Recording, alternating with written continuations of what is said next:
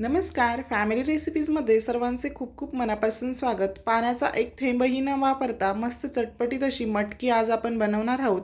ही तुम्ही टिफिनला द्या किंवा नाश्त्यासाठी सुद्धा बनवू शकतात. 2 चमचे तेलामध्ये 10 ते 12 शेंगदाणे घातली. शेंगदाणे छान मध्यम आचेवर मी इथे व्यवस्थित तळून घेतली आहे. शेंगदाणे छान परतवून झाल्यानंतर यामध्ये आता मोहरी घालायची. मोहरी ही व्यवस्थित तडतडली. आता जिरे घालूयात व 2 कांदे अगदी बारीक चिरून घेतले ती यामध्ये टाकून घ्यायची. कांदा आता व्यवस्थित लालसर रंगाचा होईपर्यंत परतवून घ्यायचा. कांदा परतवून झाल्यानंतर यामध्ये मी आलं आणि लसूण अशा पद्धतीने बारीक करून घेतले ते यामध्ये टाकून घेऊयात. अर्धा ते 1 मिनिट मीडियम फ्लेमवर ते सुद्धा छान असे परतवून घेते. त्यानंतर यात आता एक टोमॅटो घालायचा. टोमॅटोही मी इथे बारीक चिरून घेतला आहे व त्यावर थोडेसे मीठ घालूयात म्हणजे टोमॅटो हा पटकन व्यवस्थित शिजला जाईल. एकदा व्यवस्थित हलवून घ्यायचे व त्यावर आता झाकण ठेवायचे आणि झाकण ठेवून मध्यम आचेवर हा टोमॅटो व्यवस्थित शिजवून घ्यायचा. गॅसची फ्लेम कमी ठेवायची. कमी आचेवर 3 ते 4 मिनटं टोमॅटो छान शिजला जातो. मी इथे झाकण काढून घेतले. टोमॅटो व्यवस्थित शिजला गेला आहे. एकदा व्यवस्थित हलवून घ्यायचे. त्यानंतर यात मी 4 ते 5 कढीपत्त्याची पानं अशा पद्धतीने बारीक करून घातली. ह्या प्रकारे बारीक करून घातल्याने हा कढीपत्ता खाल्लासुद्धा जातो आणि चवही छान येते. व्यवस्थित मिक्स करून घेतले. यात आता मसाले घालूयात.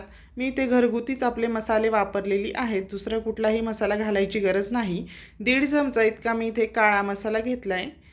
1 चमचा धनेपूड, अर्धा चमचा लाल तिखट व पाव चमचा हळद घालायची. आता मसाले छान मिनिटभर परतवून घ्यायचे.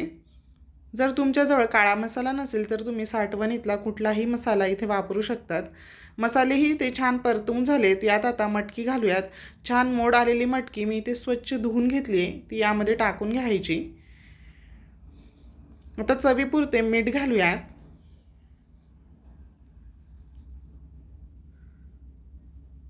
एकदा व्यवस्थित मिक्स करून घ्यायचे. जरासुद्धा आपण इथे पाण्याचा वापर केलेला नाही.